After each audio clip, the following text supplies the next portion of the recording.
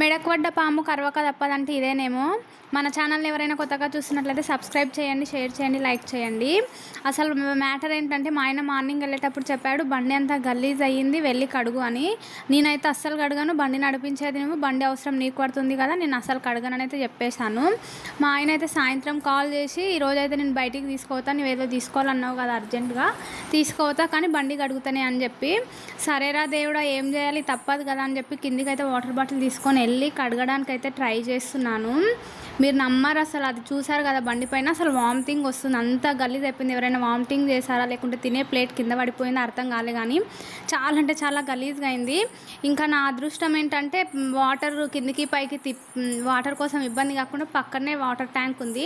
ఆ water ట్యాంక్తో water బాటిల్లో నింపుకొని ఫాస్ట్గా అయితే కడిగాను. అది పచ్చిగా కావడానికి ఒక 3-4 బాటిల్ వాటర్ అయితే వేసేసాను. ఇంకా అక్కడ క్లాత్ ఉంటే తీసుకొని నీట్గా తుడిచేసాను.